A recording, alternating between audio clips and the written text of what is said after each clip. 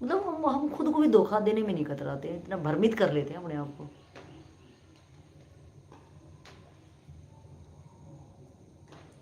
यार हम तो बड़े लालची रहे होंगे, कितनी शातिरता से फंसा लिया है अपने आप को।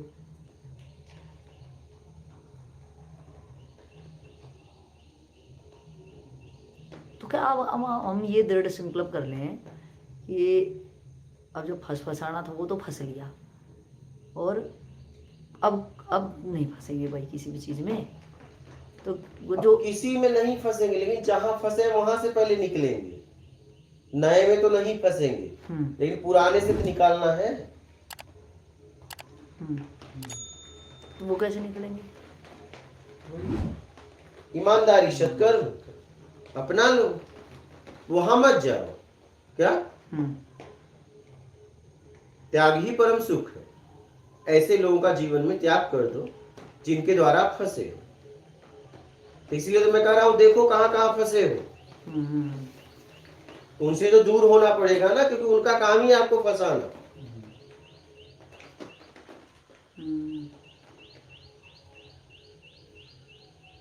तो आपको ये देखना पड़ेगा कि आप फंसे कैसे हो, नहीं तो फिर फंस जाओगे कहीं, चेहरा अलग होगा।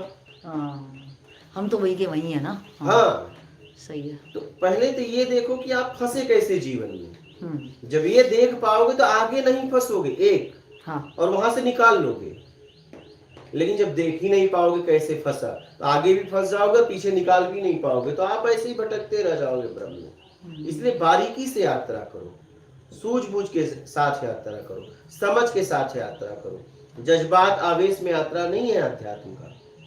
धैर्य से यात्रा करो, क्योंकि ये कुछ नहीं चाहिए का मार्ग है, कुछ चाहिए का मार्ग नहीं है। यहां तक आनंद भी नहीं चाहिए, क्योंकि वो जब मुझ में है तो मुझे चाहिए क्यों? नहीं तो कुछ आनंद के नाम से कोई और कुछ बेच देगा मुझे, और मैं खरीद लूंगा। मैं गुजरात में गया, एक महाराज जी थे, उनके पास ऐसे ही मेरे को लेके गए। तो फिर बाद में क्या हुआ, उनका मैनेजर बोला कि हम तो बहुत ध्यान में ऊपर जाते हैं, ये जाते हैं, वो जाते हैं। मैं सुनता रहा, तो फटे मेरे कपड़े थे। मैं बोला भाई तो बहुत अच्छी बात है, ऊपर जाते हो, नीचे आते हो, यार तुम तो बहुत, हमारा तो ध्यान ही नहीं लगता यार। मैं तो बड़ा परेशान हो जाता हूँ। अब लगे कैसे, ध्यान मुझसे है। कहीं बाहर होता तो लगा भी लेता। ठीक, ये बात तो मैं समझता था, उसको इतनी बात गहरी नहीं बोली, ये तो यहाँ बोल रहा हूँ। फिर जब पहली बार मिला, दूसरी बार, तो जब तीसरी बार मिला तो वो महाराज जी अपने कमरे में मुझे बुलाए, बोले मैं आपके साथ सत्संग करना चाहता हूँ। उन्होंने, उनका अमेरिका में आश्रम, तो उन्होंने फोन लगाया, व्हाट्सएप वीडियो कॉलिंग किया, बोले महात्मा के दर्शन करो। बातचीत हमारी हुई, उन्होंने अपनी साधना वगैरह के बारे में बताया, कैसे कैसे साधना किया था। फिर मैंने उनसे कहा, वो आत्मज्ञान कराते हैं, और उनका बेटा खुद परेशान था। उन्होंने बेटे से बोला कि मेरे से सत्संग करें, तो बोला 4-5 साल से मेरे प्रश्न के उत्तर नहीं मिल रहे थे, आपके द्वारा मिला। मुझे बड़ा हंसी आती है। तो वो आत्मज्ञान कराते हैं। मैंने उनके ही आश्रम में बोला, कोई दुनिया में पैदा नहीं होगा कोई किसी को आत्मज्ञान करा दे, पैदा ही नहीं होगा, एक ही पैदा है, वो आप। अगर आप चाहो तो हो जाएगा, आप नहीं चाहोगे तो नहीं होगा, बात खत्म। फिर वो कमरे में ले गए, बात उत किए, बोले आप मेरे बारे में कुछ बताइए। हम कहे सबके चक्कर में अपने आप को मत भूल जाइए। लेकिन इस बात को वो समझ नहीं पाए, क्योंकि कामनाओं में फंस गए थे, रिद्धि सिद्धि में। तो मैं बोला अब आप क्या चाहते हो? बोले मैं हाथ में फूल दूंगी, कुछ और हो जाए कुछ और। बोला इससे क्या होगा? बोले लोग प्रभावित होंगे। ठीक है। फिर मेरा बाहर निकलना हुआ, तो एक दिन मुझे वो कहानी सुनाए कि आपको एक बात बोलूं, आप बुरा ना मानना। मतलब काहे को बुरा मानूंगा? बोले आप जैसे संत हैं, आखिरी में किसी को कुछ दे के जाते हैं। मतलब मेरे पास कुछ है ये नहीं तो दूंगा का, मेरे अलावा मेरे पास कुछ नहीं है, मैं क्या दूं? वो मेरे से कुछ मांगना चाहते थे। लेकिन जब मेरे अलावा एक आदमी फटे कपड़े पे चीथड़े पे घूम रहा है, उसके पास क्या है? उसके अलावा उसके पास क्या बचा है? अब ये कपड़े तो तुम्हारे काम के है नहीं तो दंगा हो जाता वही। ये तो तुम लोगे नहीं। जिस कपड़े को मैं धारण किया हूं ये तो तुम पहनोगे नहीं। ठीक है। तो फिर जब मैं जाने लगा तो एक साध्वी थी, तो जो मुझे लेके गया था, तो वो एक दिन बोली थी कि इनको लेके क्या है घूम रहे हो? बोले जब इनसे मिलोगे तो पता चल जाएगा ये कौन है। तो वो मुझे अपने कमरे में बुलाई और मैं जब उससे बात किया तो रोने लगी चिल्ला के। वो बचपन से सन्यास ली थी। हमने कहा तू ये क्या कर रही है? तू पूरी तरह निकल जाना जब निकली है, अभी भी तुम मोह में फंसी हुई है। तो रोने लगी। मैंने उससे जितना समझ में आया मैंने उससे मार्ग बता दिया। फिर जब मैं जाने लगा तो मैनेजर दौड़ा आया। बोला क्या? बोले आप मुझे मार्ग बताए नहीं तो मैं आत्महत्या कर लूंगा। क्या? ये स्थिति उसकी थी। बोला भाई तू आत्महत्या मत कर, मुझे मिलना बाहर का पता बता दिया। बोला तू यहाँ मिलना, मैं तेरा इंतजार करूंगा। ठीक है। वहां पूछने में वो डर रहा था। इतना डरा के लोग रखते हैं। मुझसे बाहर मिला, तो जब बाहर मिला बैठा तो बोला भाई एक बात बता। तब वीडियो नहीं बनता था, नहीं वीडियो ही बना देता। तब तो ऐसे ही फक्कड़ की तरह घूमता था। कई सालों तक वीडियो थोड़ी नहीं बना, ऐसे ही ज्ञान देता रहा हर वक्त। तो ऐसे पड़ा रहता था पेड़ के नीचे, मच्छर नोचते थे, कोई अवधूत बोलता था, कोई फक्कड़ बाबा बोलता था, ऐसे ही पड़ा रहता था। मच्छर चूसते थे, कोई आए तो ज्ञान देता था। बिस्तर उस्तर भी कुछ नहीं लेता था जल्दी, ऐसे ही पड़ा रहता पेड़ के नीचे। मच्छर नोच रहे नोचे, अपने आप में पड़ा रहता था। बहुत समय तक ऐसा ही चला। ज्ञान के बाद ऐसे ही पड़ा रहता था पेड़ के नीचे। अपने आप में कोई आ जाए तो ज्ञान देता था। और नहीं पड़ा रहता था। मच्छर नोच रहे नोचे, लोग अवधूत बोलते थे। कोई अवधूत बोलता था, कोई फक्कड़ बाबा बोलता था, ऐसे ही बोलते रहते थे। तो बिस्तर भी नहीं लेता था, पंखे के पास भी नहीं जाता था, ऐसे पेड़ के पास पड़ा रहता था। कोई आए बुलाने तो चला जाता था खाने। तो मेरे से मिला तो मैं बोला आप तो बोले थे ध्यान में ऊपर नीचे जाता हूँ। अरे बोले कुछ नहीं, एक बार दीक्षा लिया था। तो बोला क्या हुआ उस दीक्षे में? बोला एक फूल मैं सूंघा तो मुझे लगा कि मैं बहुत आनंद में चला गया। तो बोला फिर दोबारा आया? बोले नहीं। बोला फूल में कुछ सेंट हो। तो ऐसे लोग करते हैं। और वो महाराज खुद अपने बेटे को बोले कि आप इनसे सत्संग करो, तुम्हें कुछ समझ में आएगा। तो मुझसे जब सत्संग किया ना तो बोला 4-5 साल से मेरे प्रश्न में अटक गया था, आज मुझे उत्तर मिल गया। आपका एक फोटो ले लूं क्या? बोला एक नहीं भाई, जितना लेना है ले। तो खटाखट फोटो लिया। बोला तब उसने एक बात कही, बोले आपके एक एक शब्द तामपत्र पे लिखवाने लायक है, एक एक शब्द। बोला तो मुझे भी मालूम है, लिखेगा कौन? यहाँ लिखने वाला नहीं है।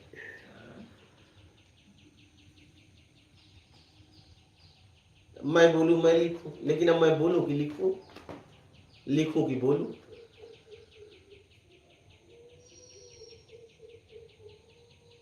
मुझे बड़ा ये दुख हुआ जब निकला, यार कुछ पैसों के लिए आत्माओं को बेचते हैं, आत्माओं को भटका। इनसे ज्यादा अच्छे तो ड्रग्स बेचने वाले हैं, शरीर को नुकसान पहुंचा रहे हैं, शरीर तक। ये तो इनसे भी ज्यादा खतरनाक है। चरस बेचने वाले, दारू बेचने वाले, हम तो सोच रहे हैं इनसे अच्छे हैं, शरीर तक नुकसान पहुंचा रहे हैं। ये तो जीव आत्मा को भटका रहे हैं। मुझे बड़ा पीड़ा हुआ जब मैं ये पूरे अध्यात्म के मार्केट को देखा। ध्यान का व्यापार, आत्मज्ञान 10 दिन में करा देंगे।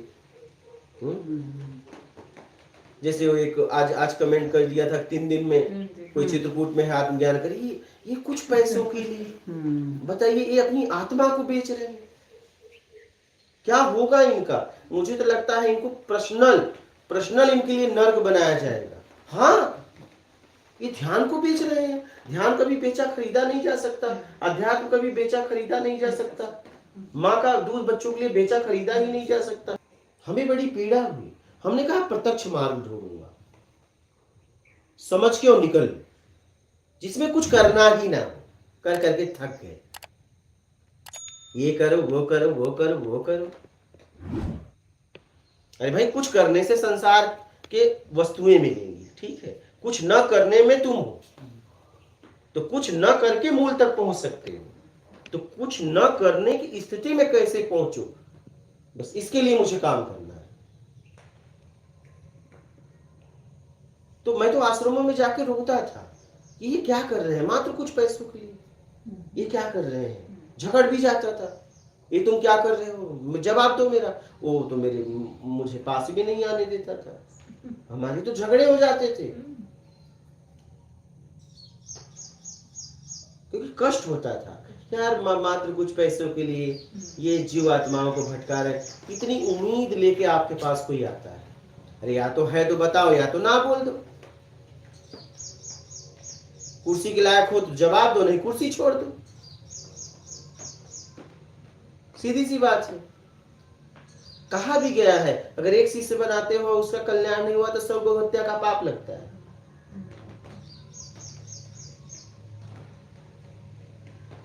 एक शिष्य बनाने पे गुरु को लगेगा, शिष्य को नहीं, क्योंकि क्षमता गुरु में है। पूर्ण की क्षमता गुरु में है, ये तो अपूर्ण है। आपने शिष्य बनाया क्यों, जब तुम्हारी क्षमता नहीं थी? तो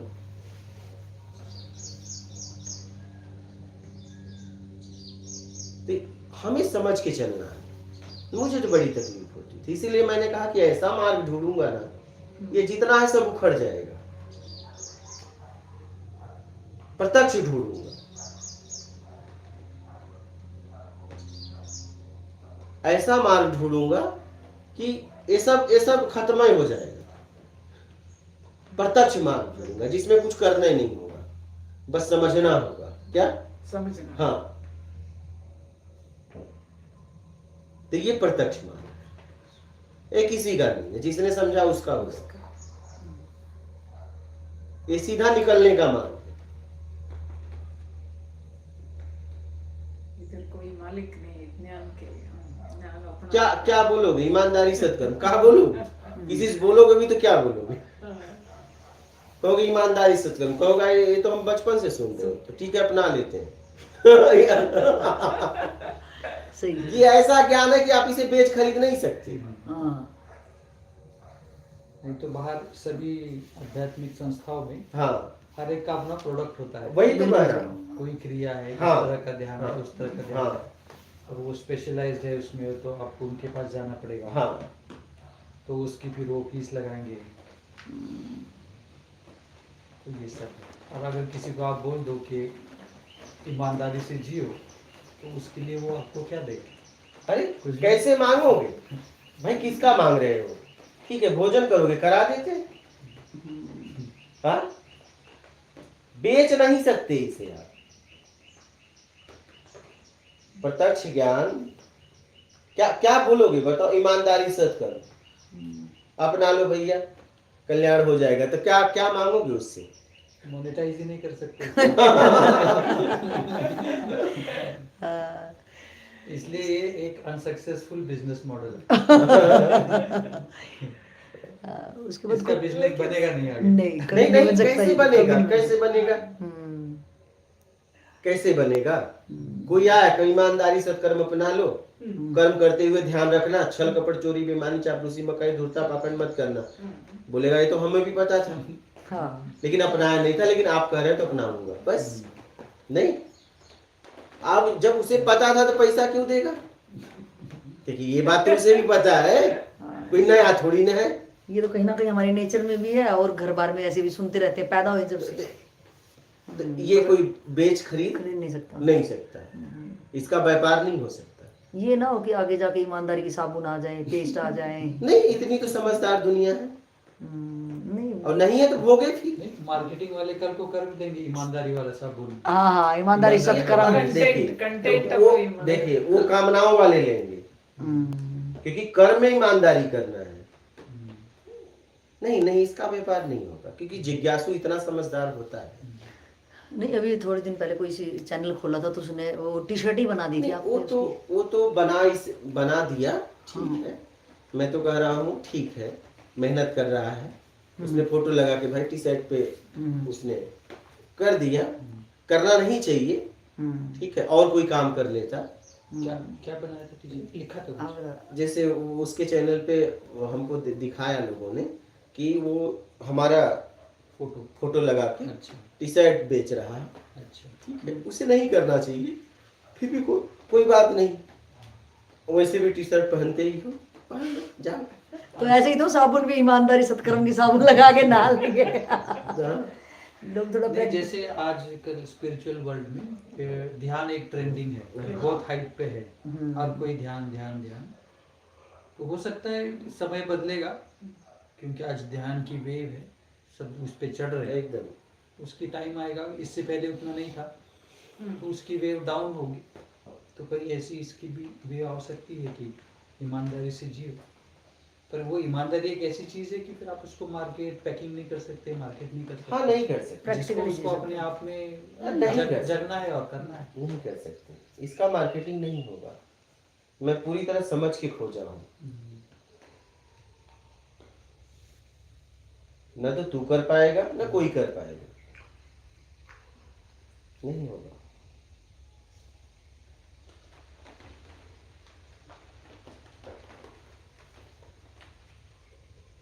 पर ये आश्चर्य है कि इतने इसमें मुझे बार बार रह के लगता है कि ये बात पहले किसी ने क्यों नहीं कही इतनी स्पष्टता से। इसको जैसे इसको टैगलाइन ही बना दिया या हेडिंग ही बना दिया, ईमानदारी से जियो। तो बोलचाल में सब बोलते हैं ईमानदार रहो ईमानदार रहो, पर वो अक्सर ऐसे होते हैं कि भाई झूठ मत बोलो, हाँ, किसी का पैसा मत बस मांगो, बस मोटा यहाँ तक कि वो ईमानदारी है। पर उसी ईमानदारी को आप अगर धार और तेज करते हैं, वो ईमानदारी इतनी ताकत है उसमें, इतनी धार है कि आपके जीवन का जो भी झूठ है, जितना भी झूठ है, वो सब कट जाएगा उससे। ईमानदारी मुक्ति है, बेईमानी बंधन।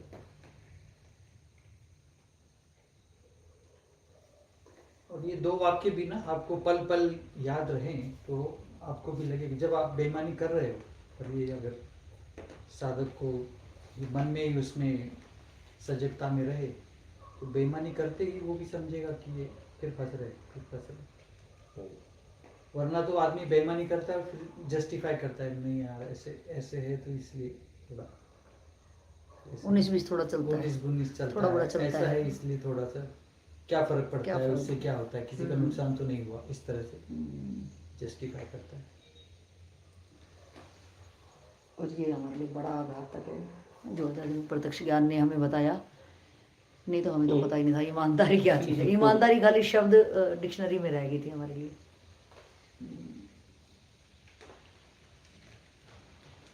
अपनी समझ विकसित किए बिना ईमानदारी मालूम नहीं होता। ना, इस समझ विकसित करने के लिए भी तो समझ देने वाला चाहिए। देने वाले चाहिए। विकसित करने के लिए लोग तैयार हैं, लेकिन कोई बताए तो ना, बताए तो ना। बात ये है, तैयार तो है, लेकिन कोई बताए तो ना। भाई मादा तैयार है लेकिन नर भी तो चाहिए, नर तैयार है मादा तो चाहिए, अकेले थोड़ी ना हो जाएगा गर्भधारण। हम समझ को विकसित करने के लिए तैयार है, लेकिन कोई समझ दे तो ना विकसित करे। मैं काम करने के लिए तैयार हूं, तो काम पे कोई दे, मैं काम करूंगा कैसे? इसमें सेल्फ एम्प्लॉयमेंट तो नहीं होगा। क्योंकि जिसने इसकी खोज की है ईमानदारी के, नया डेफिनेशन है, व्याख्या है, वही डेप्थ तक ले जा सकते हैं, दूसरे लोग डेप्थ तक नहीं ले जा सकते, कॉपी कर नहीं सकते। हम आप ही बता सकते हैं आपकी दृष्टि से ईमानदारी क्या क्या है, सत्कर्म के लिए एक राह बना देंगे, आपके सिवाय कोई विस्तार नहीं कर सकते, कॉपी पेस्ट नहीं हो सकता इस चीज का। कॉपी पेस्ट नहीं हो सकता। इसलिए आपसे ही पूछना है ये ईमानदारी की डेप्थ तो क्या है, सही है, ये कितनी इसकी सूक्ष्मता क्या है। ये पहली स्टेप है ना ईमानदारी इस मुक्ति के लिए। पहली स्टेप हमें चढ़ना ही पड़ेगा, पहली स्टेप तो इसलिए पहले स्टेप में ये ईमानदारी को कैसे अपनाएं और ऊपर तक कैसे ले जा सकते हैं, ये ईमानदारी, बस ईमानदारी। अब ईमानदारी यहाँ इतना भी है कि क्या ईमानदारी अपनाने के लिए ईमानदारी पूछ रही हो कि बस ऐसे ही, यहाँ भी ईमानदारी है। हाँ ठीक है, हाँ यहाँ अब यहीं से शुरुआत होती है कि फिल इन द ब्लैंक्स भरने के लिए तो नहीं बना रहे। हाँ, क्या पता वीडियो में आने के लिए बनवा रहे। हाँ, तो मतलब यही, हाँ यही ईमानदारी कि आप पूछ तो रहे हो लेकिन क्या ईमानदार होने के लिए पूछ रहे हो कि बस पूछ ले रहे हैं, देखते हैं क्या क्या आता है। यहीं से शुरुआत हो जाती है। आपका चलना, उठना, बोलना, टोन, किस टोन में आप बोल रहे हो, किस चाल में चल रहे हो, लक्ष्य तक पहुंचने के लिए चल रहे हो, आकर्षित करने के लिए, कपड़े तन ढकने के लिए पहन रहे हो कि लोगों को आकर्षित करने के लिए, मेकअप खुद के लिए लगा रहे हो या तो शरीर की जरूरत के लिए लगा रहे हो कि लोगों को प्रभावित करने के लिए लगा रहे हो।